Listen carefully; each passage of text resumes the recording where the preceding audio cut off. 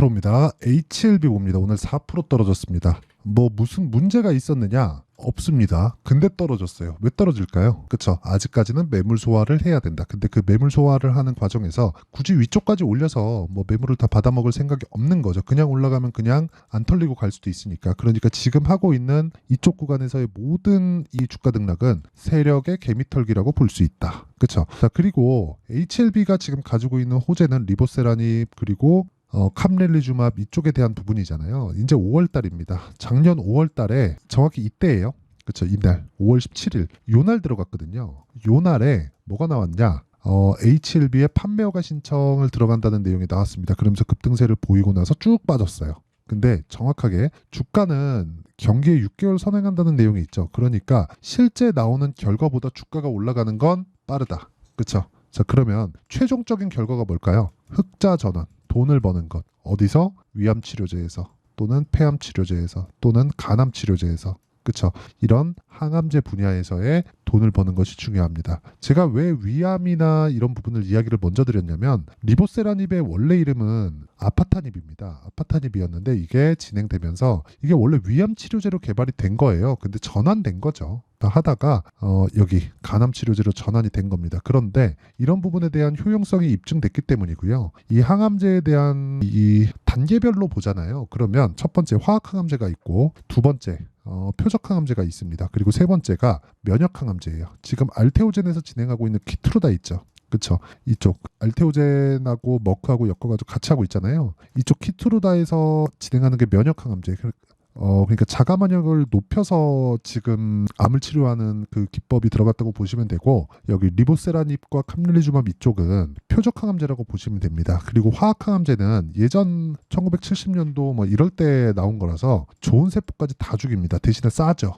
그러니까 굉장히 강력해요. 그러니까 치료 효과도 굉장히 뛰어난데 좋은 세포까지 다 죽이기 때문에 암은 자기 세포가 변형돼서 만들어진 게 암이기 때문에 이게 진짜 어렵습니다. 뭐 저도 주식 투자를 하면서 많은 공부를 하고는 있는데 정말 이 화학 항암제는 좋은 세포까지 다 죽여요. 그러니까 암 치료가 어렵다는 이유가 내 세포를 죽여야 되기 때문에 그래요. 근데 표적 항암제로 오면서 부작용이 줄게 된 거죠. 그러니까 화학 항암제는 부작용이 어마어마했고 표적 항암제는 암 세포를 표적하는 그것만 하니까 표적 항암제는 오히려 부작용이 줄어들었고 면역 항암제는 내 면역을 높여서 몰아내는 거기 때문에 그렇죠. 치료를 하는 거기 때문에 면역 항암제는 부작용이 대폭 감소가 되죠. 근데 표적 항암제도 시기가 굉장히 10년, 20년 이렇게 기간이 오래 지났기 때문에 이제는 거의 기술의 정점에 들었다. 근데 그 구간에서 HLB가 FDA를 통과한다는 내용 저는 그냥 확정을 짓고 있거든요. 왜 확정을 짓냐면 주가가 올라가기 때문이에요. 이런 부분에 대해서는 제가 이야기를 드리고 이따가 이야기를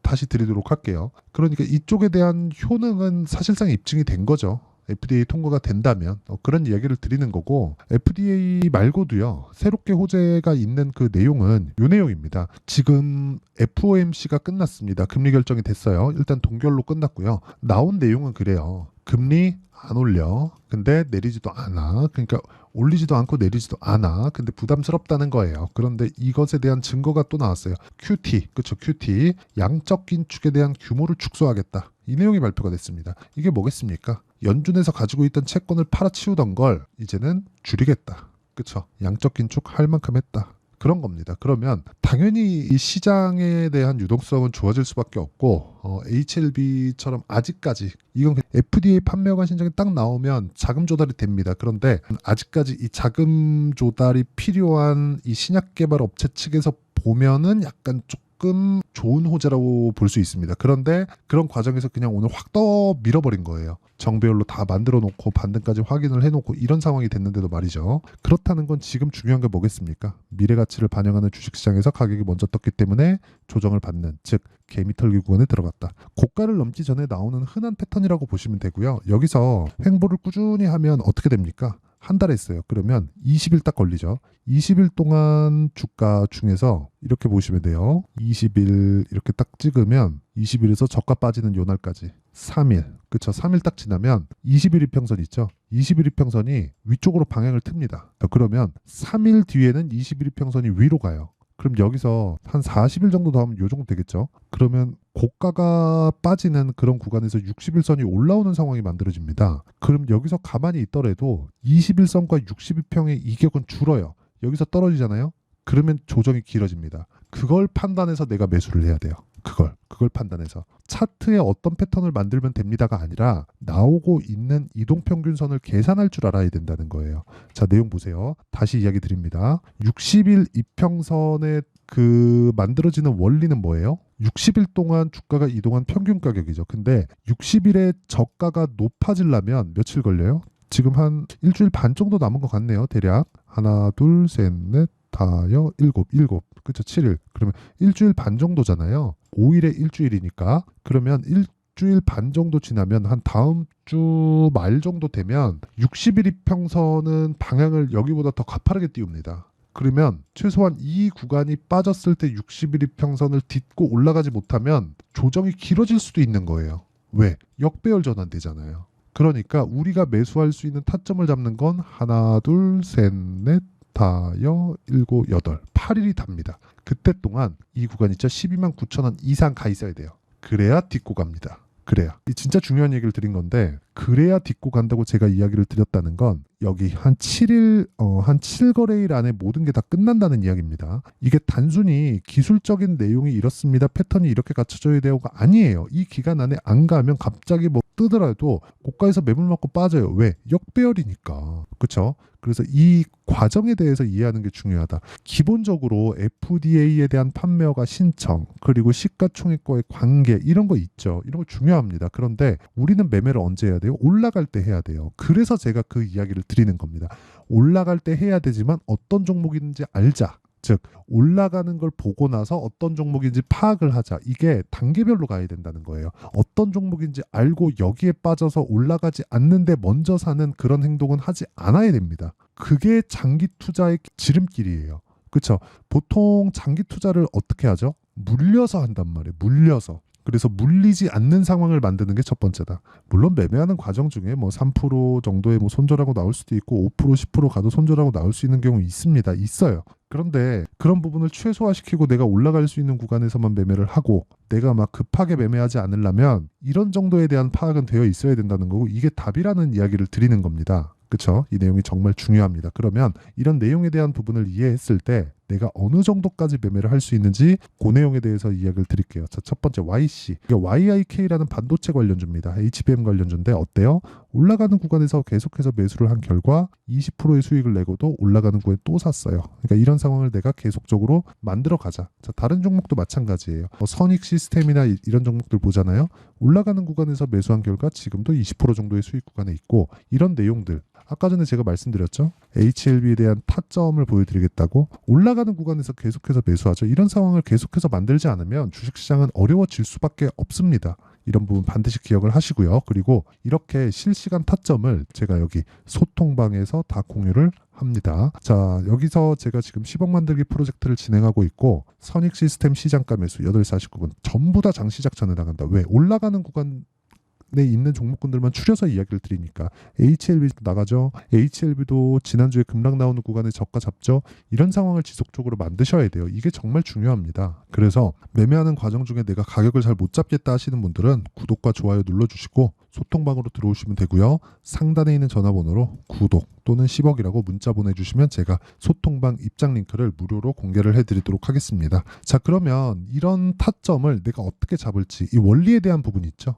이 실시간 타점은 여기 그냥 상단에 있는 전화번호로 구독과 10억이라고 뭐 둘 중에 하나 문자 보내주시면 되고요. 이렇게 원리에 대해서 내가 알고 싶다, 공부를 한번 해보고 싶다 하시는 분들은 여기 HLB의 가격과 단기 보유 전략 그리고 HLB의 실시간 타점을 제가 문자로 공유를 해드리도록 할 테니까 구독과 좋아요 눌러주시고 상단에 있는 전화번호로 HLB라고 문자 보내주시면 제가 HLB의 실시간 타점 그리고 단기 보유 전략을 함께 공유를 해드리도록 하겠습니다. 자, 내용 정리하면 이래요. 미래 가치를 반영하는 주식시장 HLB는 가격이 먼저 떴다. 증명한 거죠. 그리고 올라가는 구간에서 매수를 해야 되지만 아까 전에 제가 이평선에 대한 계산법이 있다 그랬죠. 그 내용을 정확하게 적용을 시켜서 우리가 기술적으로 효율을 높일 수 있는 가격대에 잡자. 그렇더라도 시장이 떨어질 때는 내가 손실 구간에 들어갈 수 있습니다. 그런데 그 구간에 내가 팔아야 될지 안 팔아야 될지 정도는 알아야겠죠. 그래서 이런 부분을 어떻게 이해하고 어떻게 판단해야 내가 꾸준하게 수익 나는 매매를 할 수 있는지 그 내용에 대한 부분을 제가 모두 다 이해를 시켜 드리도록 할 테니까 영상 끝까지 시청하시고요. 모든 분들이 성공 투자하셨으면 참 좋겠습니다. 자, 24년도가 돼서도 시장은 여전히 어렵습니다. 자, 근데 시장은 항상 어려울 거예요. 앞으로도 계속해서 어려워질 겁니다. 자, 근데 제가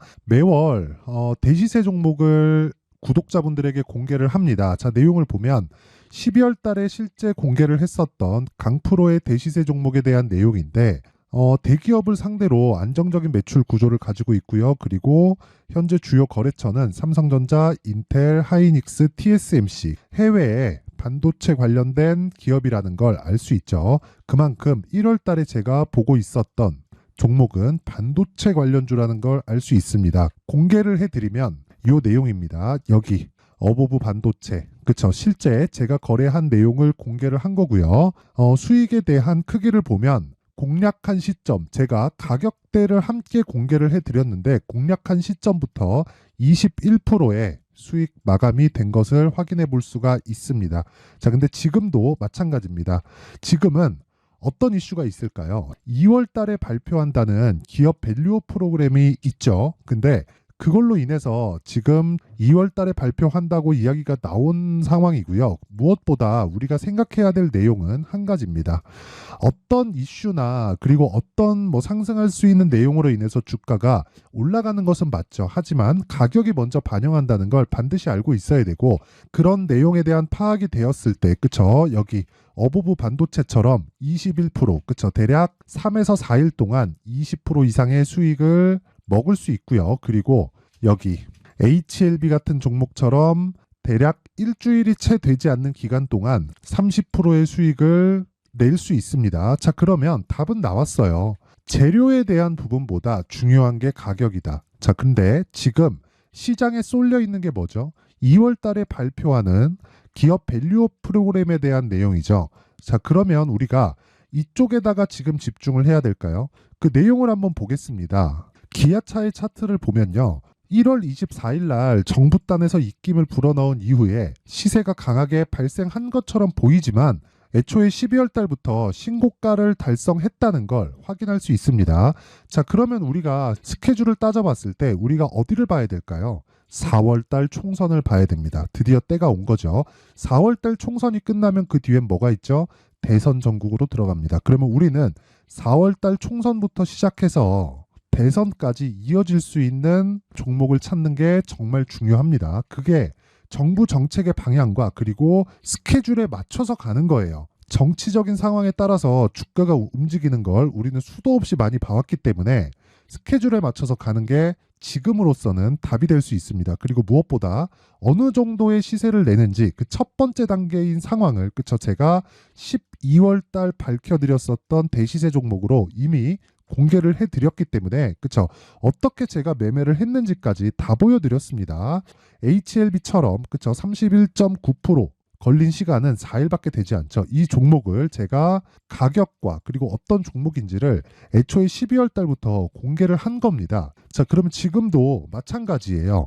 앞서서 제가 말씀드렸었던 23년도에 했었던 여러 가지 종목들이 있죠. 한미반도체 같은 종목들도 여기 소통방에서 모두 공개를 해서 실제로 10,000원부터 60,000원까지 상승한 내역이 있고요. 왜 공략을 했는지를 제가 다 공개를 해드렸습니다. 근데 지금도 마찬가지라는 거죠. 정부 정책의 방향에 맞춰서 또는 선거 스케줄에 맞춰서 매매를 이어가야 될 때가 됐고요. 제가 총선 관련된 큰 시세가 나올 수 있는 대시세 종목을 준비를 해놨습니다. 길게 말씀드리지 않겠습니다. 모든 종목들은 신고가를 달성하면서 대시세 준비를 하게 되고요. 신고가를 공략했을 때 내가 시장에 주도주를 잡을 수 있는데 지금은 총선에 집중하는 게 맞다. 그래서 총선 관련된 그리고 대선까지 이어질 수 있는 종목을 준비를 해놨는데 지금부터 준비를 하셔야 나중에 고가에 올라가서도 꾸준하게 매매를 이어갈 수 있습니다. 자꾸 막 손절하고 매매하는 과정에서 너무 어렵다 하시는 분들은요.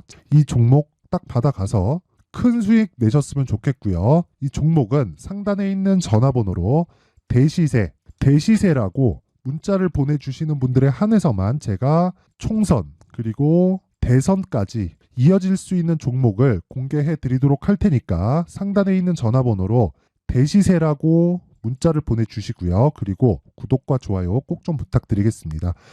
시장은 정말 어렵습니다. 자, 그래서 모든 분들이 성공 투자하셨으면 좋겠고요. 기본적으로 가격에 대한 파악을 하면서 큰 수익을 내셨으면 좋겠습니다.